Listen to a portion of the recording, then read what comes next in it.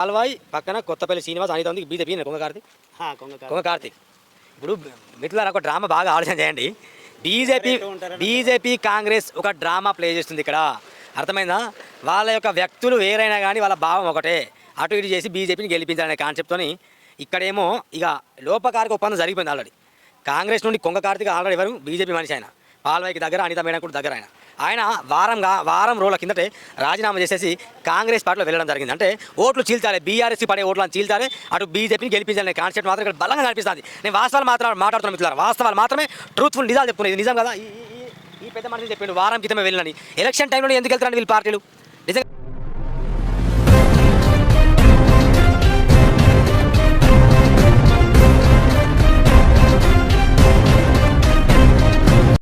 నమస్కారం ఫ్రెండ్స్, నేను మీ జర్నలిస్ట్ సూరన్న. ప్రస్తుతం నేను కాగజ్ నగర్ పట్టణంలోని 29వ వార్డులో ఉన్నాను. వాస్తవాల్ని మాత్రమే నేను చెప్తాను, ఎప్పుడైనా గమనించండి.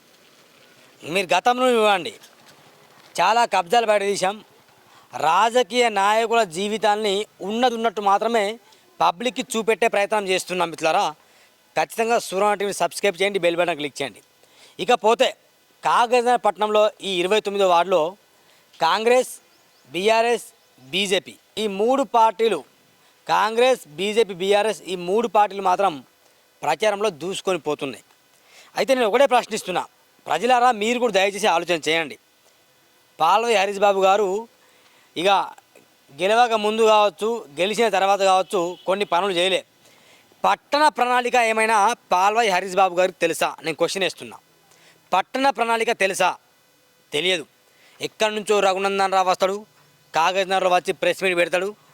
రఘునందన్ ఏం తోపా తురుమా? ఆయన 176 ఎకరాలు అసైన్ భూములని ఆయన పట్టా చేసుకొని వాళ్ళ భార్య పిల్లల మీద ఎక్కించిన ఘనకారుడు రఘునందన్ రావు. దమ్ముంటే కాగజ్ నగర్ నడిబొడిన ఆయన సమాధానం చెప్పమని చెప్పు. 176 ఎకరాలు ఆయన కబ్జా చేసిన ఆయన చెప్తాడు సమాధానం. అలాంటి వ్యక్తి సిర్పూర్ కాకినాడ వచ్చేసి ఇక ప్రెస్ మీట్లు పెట్టేసి మా నాయకులను గెలిపించండి, మా అభివృద్ధికి సహకరించండి, పట్టణాలు డెవలప్ చేసుకోండి ఈ లేనిపోని లొల్లి మాటలు మాట్లాడితే నవ్వస్తుంది. అక్కడ చెప్పేవేమో నీతులు, చేసేటివి ఏమో ఇక బూతులు అన్నట్టు ఉంది పరిస్థితి. అందుకే దయచేసి పట్టణ ప్రణాళిక లేదు.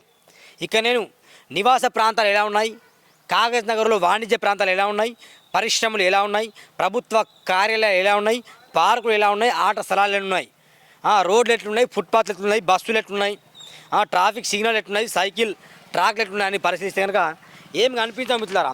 అసలు పట్టణ ప్రణాళిక సూరన్న దగ్గర ఉంది, పాల్వాయి దగ్గర లేదు పట్టణ ప్రణాళిక. ఆయన ఏమన్నాడంటే గెలిస్తే అభివృద్ధి చేస్తానని చెప్పిండు, జోడేళ్ళుగా పని చేస్తానని చెప్పిండు, గెలిచిండు, జోడేళ్ళు గెలిచినాయి, అభివృద్ధి చేయట్లే. నరేంద్ర మోడీ గెలిచిండు, అక్కడ నరేంద్ర మోడీ ఉన్నాడు, రాష్ట్రంలో కాంగ్రెస్ ఉంది, ఇక్కడ బీజేపీ ఎమ్మెల్యే ఉన్నాడు. ఇక్కడ మీరు గెలిస్తే మీరేం చేస్తలేరు, మీ అభ్యర్థులు గెలిస్తే మీరేం చేస్తారని అర్థం కాదు. గెలిచినా మీకే దిక్కు లేనప్పుడు అభ్యర్థులు గెలిస్తే ఏం చేస్తారు మీరు? సమాధానం చెప్పండి. సరైన పట్టణ ప్రణాళిక లేదు మీ దగ్గర. తాగునీటి సరఫరా ఎట్టున్నది, కాకినాడ డ్రైనేజ్ సరఫరా ఎట్టున్నది, విద్యుత్ ఎట్టున్నది, ఇంటర్నెట్ ఎట్టున్నది, ఇవన్నీ పట్టణానికి సంబంధించిన విషయాలు మిత్రులారా. పేదల గృహాలు ఎట్లున్నాయి, మధ్యతరగతి నివాసాలు ఎట్లున్నాయి, అపార్ట్మెంట్లు ఉన్నాయి, స్లమ్ అభివృద్ధి అయిందా లేదా ఆలోచన చేయండి. ఇక బీజేపీకి ఓటేద్దాం గెలిపిద్దామంటే ఇక ఆలోచించే ప్రసక్తే లేదు. ఒకసారి మీరు ఆలోచన చేయండి. ఇక్కడ అన్న ఎవరున్నా అన్న సరే అన్న నమస్కారం అన్న. నమస్తే అన్న, మీ పేరు? తాటి వెంకటేష్. ఎట్లా ఉన్నదన్న కాకినాడ ఈ 29 వార్డుల? 29 త్రిముఖ పోటీ, ముగ్గురి పోటీలు అయితే ఉన్నాయి, నడుస్తున్నాయి. మీరు చెప్పినట్టుగానే ముగ్గురికి. ఎవరెవరికి ముగ్గురికి ఉన్నాయన్నా? రాజ్ కుమార్ ఉన్నది, అనిత మేడం ఉన్నది, తర్వాత కొంగ కార్తీక్. బీజేపీ కాంగ్రెస్? ఆయన ఇప్పుడు కాంగ్రెస్, బీజేపీ కాదు, బీజేపీ నుంచి వెళ్ళిపోయాడు కదా. ఎప్పుడు వెళ్ళిపోయాడు? వారం అయితే. ఇగో చూసిన మిత్రులారా, ఇగో బీజేపీ ఒకసారి జూమ్ చేసి చూపి, ఇదే ఫోటో, ఇగో ఇదే ఫోటో మిత్రులారా.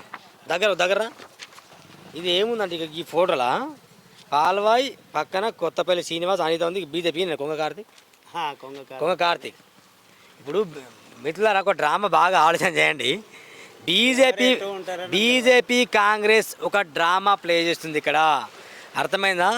వాళ్ళ యొక్క వ్యక్తులు వేరైనా కానీ వాళ్ళ భావం ఒకటే. అటు ఇటు చేసి బీజేపీని గెలిపించాలనే కాన్సెప్ట్తోని ఇక్కడేమో ఇక లోపకారిక ఒప్పందం జరిగిపోయింది ఆల్రెడీ. కాంగ్రెస్ నుండి కొంగ కార్తీక్ ఆల్రెడీ ఎవరు బీజేపీ మనిషి ఆయన. పాల్వాయికి దగ్గర, అనిత మేడం కూడా దగ్గర ఆయన. ఆయన వారం రోజుల కిందటే రాజీనామా చేసేసి కాంగ్రెస్ పార్టీలో వెళ్ళడం జరిగింది. అంటే ఓట్లు చీల్చాలి, బీఆర్ఎస్కి పడే ఓట్లను చీల్చాలి, అటు బీజేపీని గెలిపించాలనే కాన్సెప్ట్ మాత్రం ఇక్కడ బలంగా కనిపిస్తుంది. నేను వాస్తవాలు మాట్లాడుతున్నా మిత్రులారా, వాస్తవాలు మాత్రమే, ట్రూత్ఫుల్ నిజాలు చెప్తున్నాయి. ఇది నిజం కదా. ఈ పెద్ద మనిషి చెప్పిండు వారం క్రితమే వెళ్ళినని. ఎలక్షన్ టైంలోనే ఎందుకు వెళ్తారండి వీళ్ళు పార్టీలు? నిజంగా ప్రజాసేవ చేయాలనే ఉద్దేశం ఉంటే ఎప్పుడో వెళ్ళాలి, 1 year back 2 years back. Election టైంలో వెళ్ళడం వెనుక ఆంతర్యం ఏంటి మరి? గెలిపించాలనే కదా. ఇక పైన పెద్ద పెద్ద మాటలు మాట్లాడతారు. రాహుల్ గాంధీ మోడీని తిడితే మోడీ రాహుల్ గాంధీని తిడతారు. అంటే బీఆర్ఎస్ సెంట్రల్ రాజకీయాలు చూస్తే కనుక బీజేపీ కాంగ్రెస్ వేరువేరులా కనిపిస్తాయి. స్టేట్లో కూడా బీజేపీ కాంగ్రెస్ వేరువేరులా కనిపిస్తాయి. మరి కాగజ్నగర్ టౌన్లో బీజేపీ కాంగ్రెస్ ఒకటే కనిపిస్తుంది. ఇద్దరు బీఆర్ఎస్ అభ్యర్థిని ఓడగొట్టనే కాన్సెప్ట్ మాత్రం కనిపిస్తుంది. కాబట్టి ఖచ్చితంగా సార్ మీరు గమనించాలి మిత్రులారా. నేనైతే చెప్పట్లుగా ఇది ఇంటర్నెట్లో నేను డౌన్లోడ్ చేసిన ఫోటోనే కదా, వాళ్ళ ఫేస్బుక్లోనే ఉంటుంది ఇదంతా. ఇంత ఘోరమా రాజకీయాలు అంటే పబ్లిక్ పల్స్ కనుక్కోండి మీరు. పబ్లిక్ ఎవరు కోటేస్తారు, పబ్లిక్ ఎవరు కోటేయాలని కనుక్కోండి. అక్కడ కూడా బీఆర్ఎస్కి సంబంధించిన వ్యక్తులు వస్తాను. ఇక నేను ఎవరినో ఉద్దేశించి మాట్లాడలేదు, అందరిని అడిగే ప్రయత్నం చేద్దాం. ఇది ఎట్లా జరుగుతుంది? 29 వార్డులో ఓట్లు ఉన్నాయో లేదో ఇక చూడండి. మన పట్టణ ప్రణాళిక ఇట్లున్నది. ఇది పట్టణ ప్రణాళిక. అభివృద్ధి అంటే ఆశ లేదు, అభివృద్ధి మీద ధ్యాస లేదు. ఇది పట్టణ ప్రణాళిక. గింత మురికి నీళ్ళు రోడ్ల మీద వెళ్తాయి. ఎలక్షన్లు వస్తే మళ్ళీ నిజంగా 29వ వార్డులో నిజంగా మన సెంట్రల్లో బీజేపీ ఉంది, మన కాగజ్నగర్లో బీజేపీ ఉంది. మరి గీ మురికి వార్డులో గింత గలీజా? ఏమన్నంటే కౌన్సిల్ ప్రణాళికల లేవు, బడ్జెట్ లేదని చెప్తారు. ఎవరు చెప్తారు బడ్జెట్ లేదని? హరీష్ బాబు కాదు, వాళ్ళే మున్సిపల్ వాళ్ళు బడ్జెట్ లేదని చెప్తారు. ఇప్పుడు బడ్జెట్ లేదు, మళ్ళీ ఒకసారి చూద్దామని ఇది ఆపెట్టిండు. ఇక్కడ నుంచి అగో ఇట్లా వీళ్ళు చెప్పే సగం పెట్టు ఏంటంటే బడ్జెట్ లేదు. ఇది ఒక్కటి మాత్రం మంచిగా చేయాలి సార్. ఇది చేయాలి ఖచ్చితంగా, ఇది మంచిగా చేయాలి మిత్రులారా ఖచ్చితంగా. పెట్టండి సార్. అమ్మ ఓట్లు ఉన్నాయా మీకు? 29 వాడేనా? ఎట్లా ఉంది 29 వార్డులో ఎవరు గెలిచే అవకాశం ఉందమ్మా? ఈ రోడ్డు చూడు ఎట్లున్నదో, ఈ రోడ్డు చూడు ఎట్లున్నదో. ఈ రోడ్ వేసిన వాళ్ళకే మేము ఓటు వేస్తాం. ఎవరు వేస్తా అని చెప్తా? అందరు ఎత్తావా? ఎవరేస్తే వాళ్ళకే. అంతేనా? ఇప్పుడు ఎవరు అనిత గెలుస్తా, రాజ్ కుమార్, కొంగ కార్తిక, ముగ్గురు ఎవరు గెలుస్తారో ఇక దేవునికి తెలుసు. ఇక ఓట్లు మీరైతే దేవుడు ఓటు మేము వేస్తాం, ఒక్కరం వేస్తే గెలుస్తామా? అందరం వేయాలి. ఒక్కరు అనుకుంటే అయ్యే పని కాదు కదా ఇది. అందరూ ఓటు వేయాలి. అందరూ వేయాలి. మీరు ఎవరికి బీజేపీకి ఎత్తారా, బీఆర్ఎస్ అభ్యర్థా, కాంగ్రెస్ అభ్యర్థా? మేము ఈ రోడ్ ఎవరు వేస్తే వాళ్ళకి వేస్తాం. ఎల్లుండే ఎలక్షన్స్ ఉన్నాయి, ఇప్పుడే రోడ్ ఎత్తారా? మరి 10 రోజుల రోడ్లు ఎత్తారా? వెయ్యరు కానీ వాళ్ళు వచ్చిన వాళ్ళని అడుగుతాను, మేము అడుగుతాను. ఎవరు వచ్చి అడుగుతారో మాకు ఈ రోడ్ కావాలని అడుగుతాను.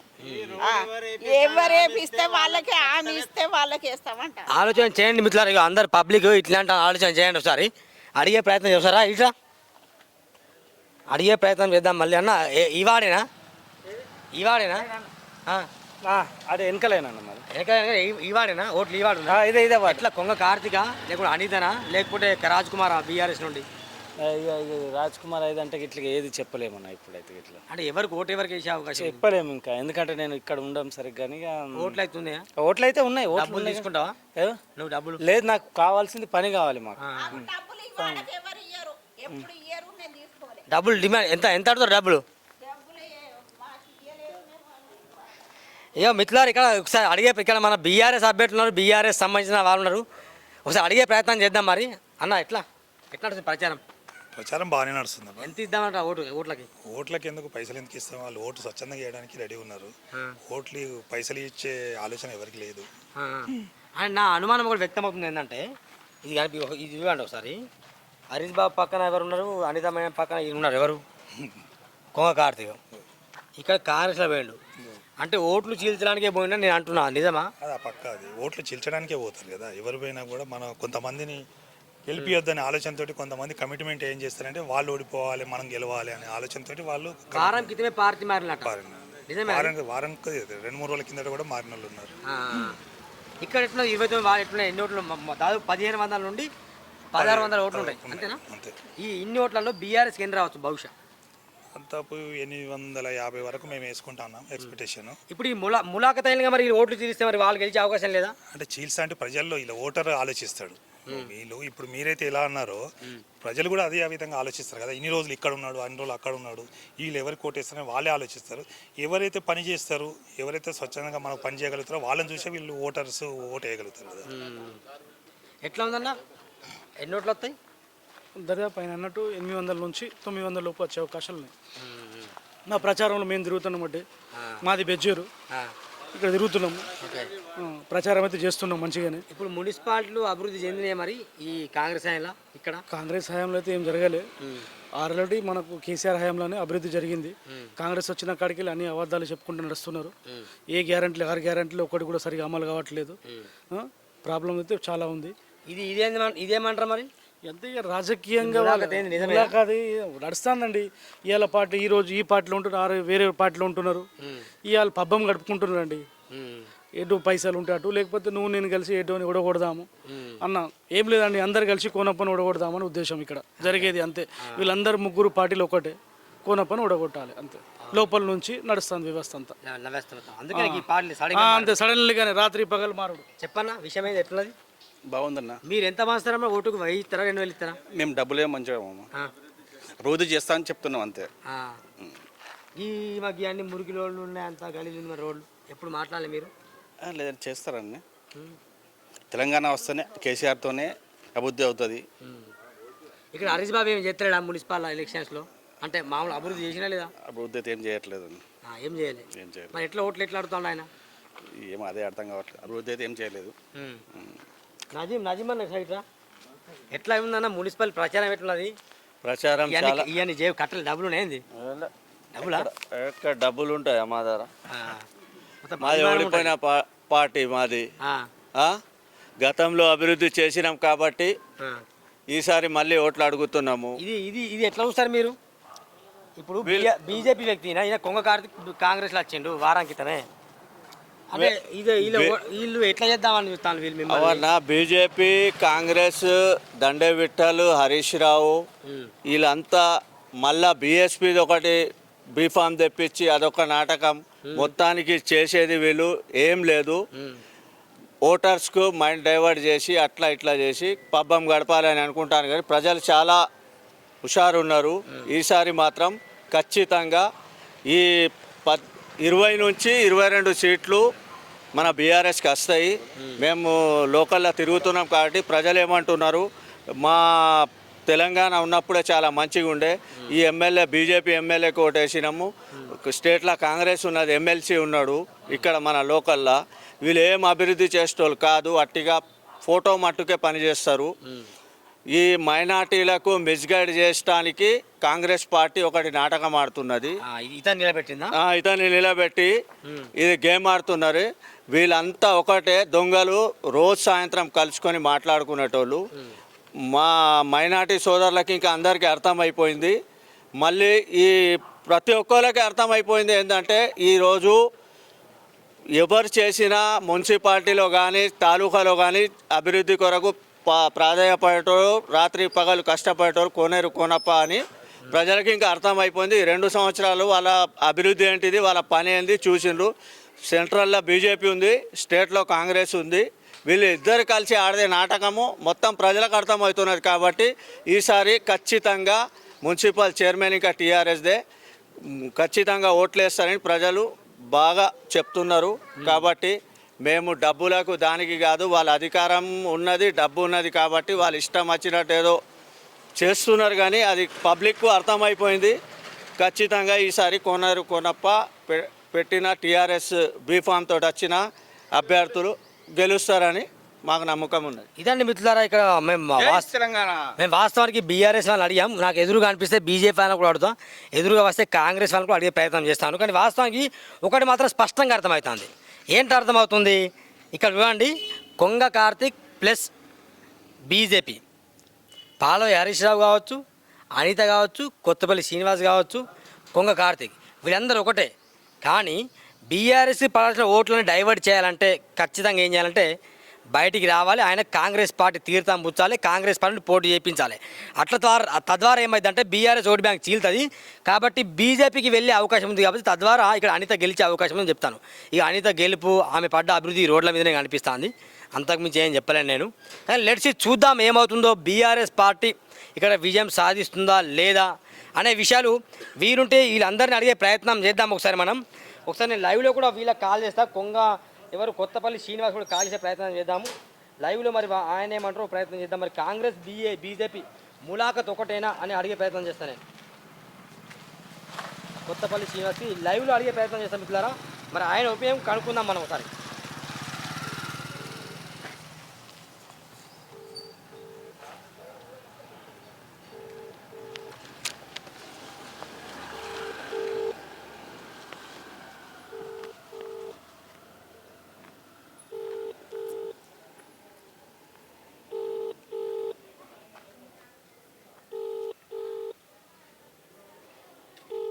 మనతో పాటు బీఆర్ఎస్ పార్టీ అనగా కోనేరు కోనప్ప గారు బలపరిచిన అభ్యర్థి రాజ్ కుమార్ 29th వార్డు తనున్నాడు. తను అడిగే ప్రయత్నం చేద్దాం. అన్న గెలిచాక మీరు ఏం చేస్తారు? గెలిచాక మీ వార్డు కొరకు ఇప్పుడు చేయరు కానీ మేము గతంలో ఇదే వార్డుకే నిలబడ్డాం. ఆ అనుభవం ఉన్నది మాకు.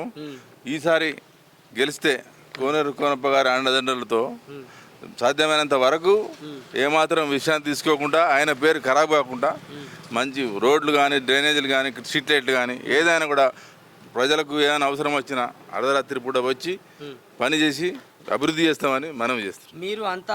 మీరు అంత పవర్ఫుల్ మరి మిమ్మల్ని ఓడగడ ఇద్దరు ఒకటైతే ఒక్కటైతే ఏమవుతుంది? బీజేపీ ఒకటైతే మీరు ఒక్కటైతే ఏమవుతుంది? ఏం కాదు. ఎవరున్నా కూడా ఏం కాదు. చీలి వాళ్ళు గెలుస్తారు కదా బీజేపీ నుండి. గెలవరు. కొత్తపల్లి శ్రీనివాస్ లైవ్లో కాల్ చేస్తాం, మాట్లాడే ప్రయత్నం చేద్దాం. ఏమన్నా చెప్పండి.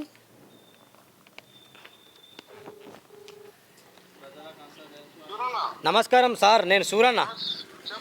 29వ వార్డులో ఉన్న పబ్లిక్ని అడుగుతున్నా. పబ్లిక్ని అడిగితే పబ్లిక్ ఏమంటానంటే కొంగ కార్తీక్ ప్లస్ మీరు బీజేపీ కాంగ్రెస్ ఇద్దరు ఒకటే అంటాను కదా.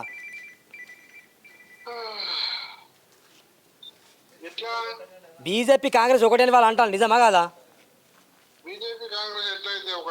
అరే సెంట్రల్ ఏమో తిట్టుకుంటారు, ఇక్కడ కలిసి పోరాటం కలిసి ములాఖత్ ఏర్పడి బీఆర్ఎస్ని మీరు ఓడగొట్టాలని ప్రయత్నం చేస్తారని అందరు అంటారు. మరి అయితే కాంగ్రెస్ పార్టీకి మరి అంత తెలివి లేకుండా ఉండదా? లేదు, కానీ మీ పక్కన అభ్యర్థే కదా కొంగ కార్తీక్. మీ ఫోటోలో చూస్తాను, ఫోటో కూడా చూపిస్తానా.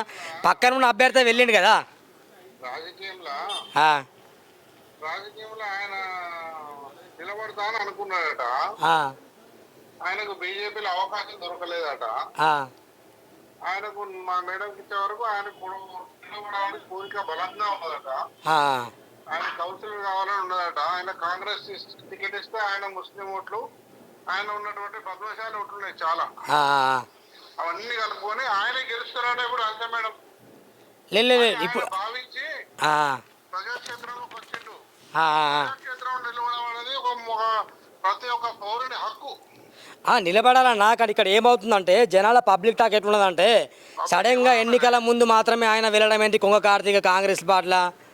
అరే అట్లా జరుగుతుంది కదనే, అట్లా కామనే కదా, అది కామనేనా? రాజకీయంలో కామన్ కదా. నీ 100 ఎగ్జాంపుల్ చెప్తా, ఒక 100 ఎగ్జాంపుల్ చెప్తా. ఈ పార్టీలో టికెట్ రాకుండా ఆ పార్టీలకు, ఆ పార్టీలో టికెట్ రాకుండా ఈ పార్టీలకు.